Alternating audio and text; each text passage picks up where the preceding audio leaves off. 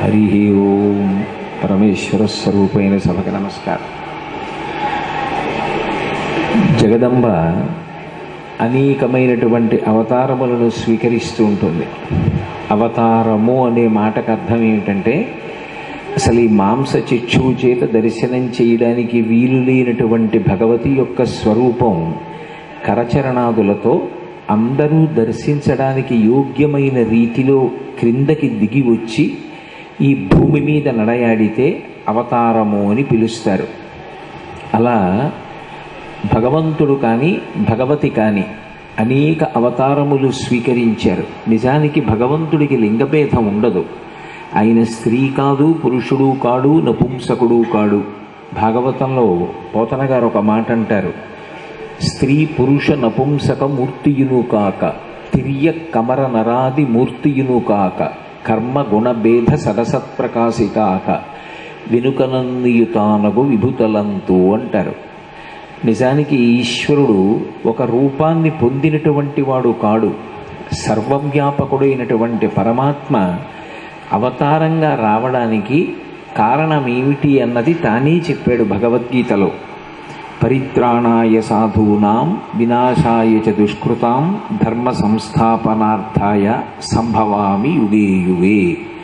అందులో ఆయన రావడానికి కారణం పరిత్రాణాయ సాధూనాం, పరమ భాగవతోత్తములైనటువంటి వారు, భగవంతుణ్ణి నమ్ముకుని బ్రతికేటటువంటి వారు, అంతటా నిండిపోయినటువంటి భగవత్ చైతన్యాన్ని ఒక రూపంతో చూడాలి అని కోరుకుంటే వాళ్ళ యొక్క కోరిక తీర్చడం కోసమని ఒక రూపాన్ని ధరించి వస్తాడు.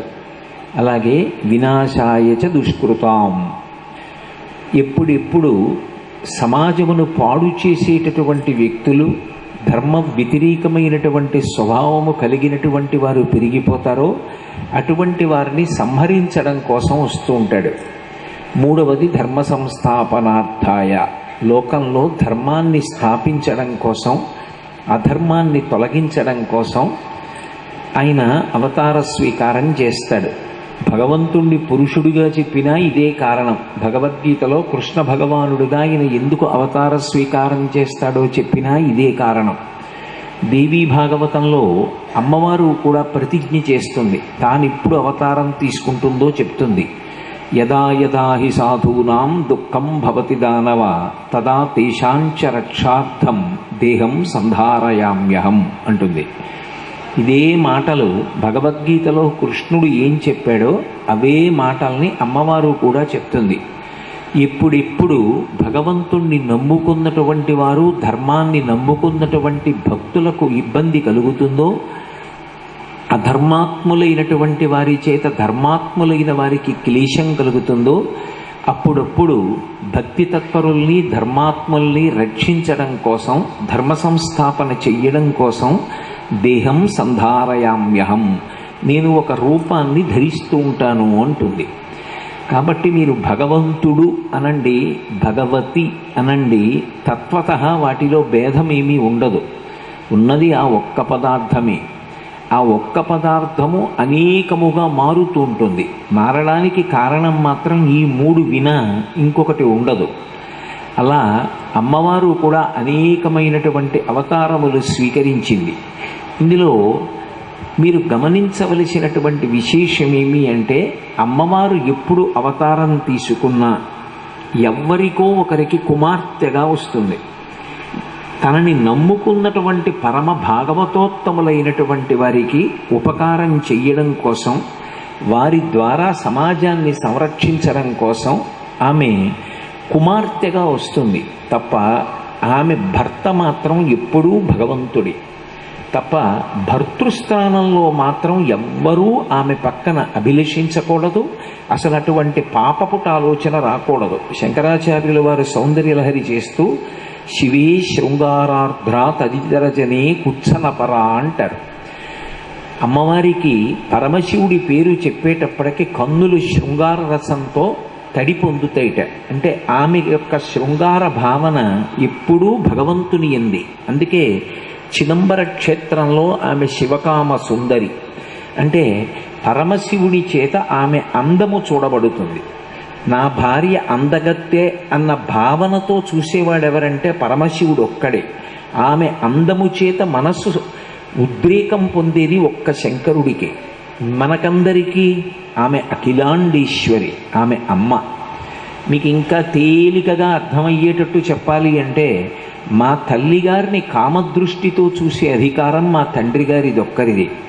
కానీ మా అమ్మ అన్న భావన నాకు కలగగానే లోపల కలిగిన కామవికారం కూడా వెనక్కి వెళ్ళిపోతుంది. మాతృభావన చెయ్యగానే కామవికారం కూడా వెనక్కి వెళ్ళిపోతుంది. అందుకే భగవతి మనకి తల్లి, పరమేశ్వరుడికి ఇల్లాలు. అందుకే ఆమె శివకామ సుందరి.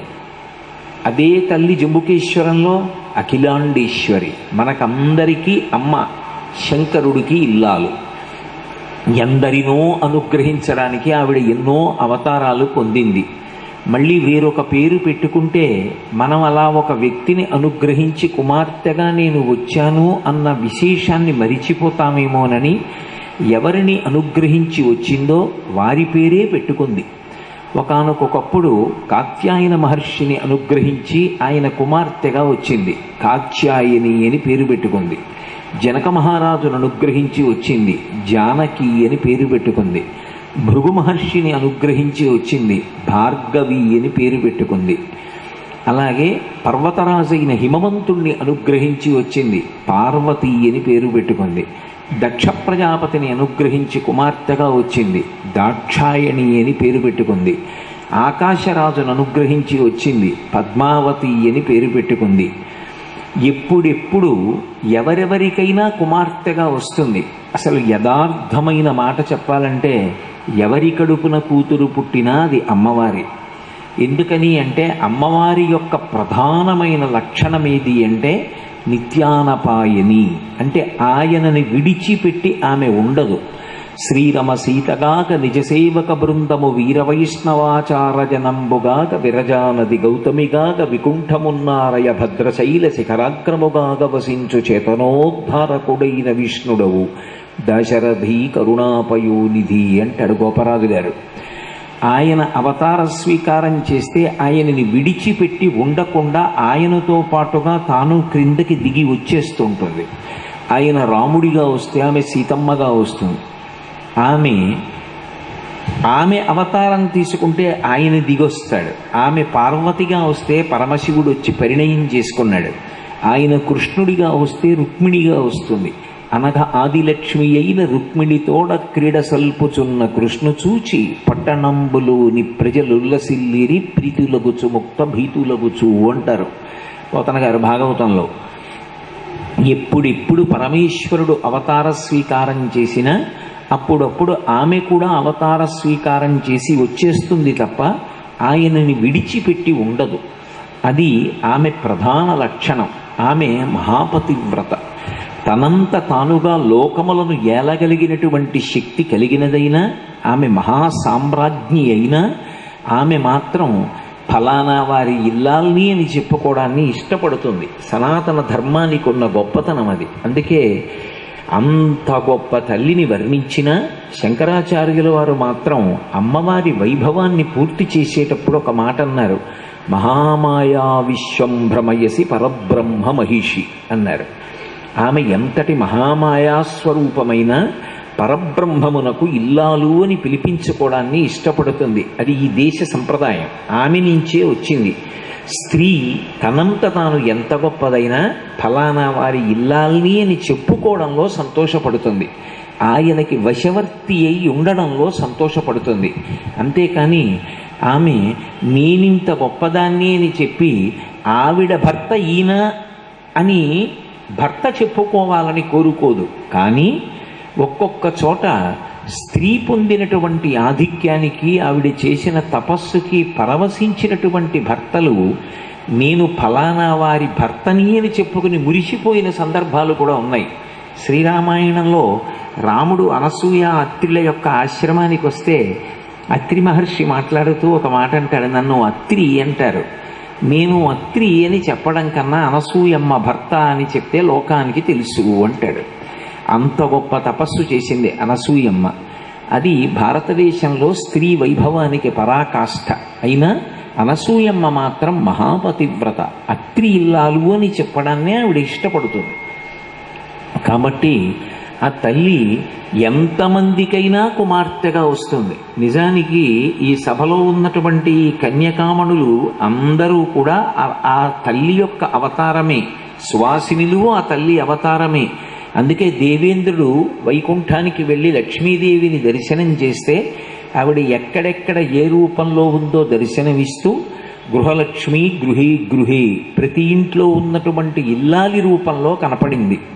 ఈ పిల్లలు ఉన్నారు, వీళ్ళు ఒక తండ్రి తల్లికి కుమార్తెగా ఇవాళ పిలవబడుతున్నారు. కానీ వాళ్ళు అక్కడే ఉండిపోరు, వేరొక ఇంటికి వెళ్ళి మెట్టినింటికి వెళ్ళిపోతారు. వాళ్ళు అలా వెళ్ళిపోయినప్పుడు కొంచెం బాధ కలిగినా ఎంతో సంతోషాన్ని తల్లిదండ్రులు పొందుతారు. వాళ్ళ జీవితానికి పరమార్థం అలా వెళ్ళడంలోనే ఉంది. అక్కడ పిల్ల ఇక్కడ పుట్టి తరింప చేస్తోంది. అందుకే ఇయం సీత మమ సుత సహధర్మచరీతవా ప్రతీచ్ఛ చైనాం భద్రం తే పాణిం గృహ్ణీష్వ పాణిన పతివ్రత మహాభాగ ఛాయైవానుగతా సదా అంటారు వాల్మీకి మహర్షి. పతిని నీడలా అనుగమించి తరిస్తుంది స్త్రీ. ఆ తల్లి కూడా ఎంతమందికైనా కుమార్తెగా వస్తుంది. నిజానికి వాళ్ళందరూ అమ్మవారి స్వరూపాలే. వాళ్ళ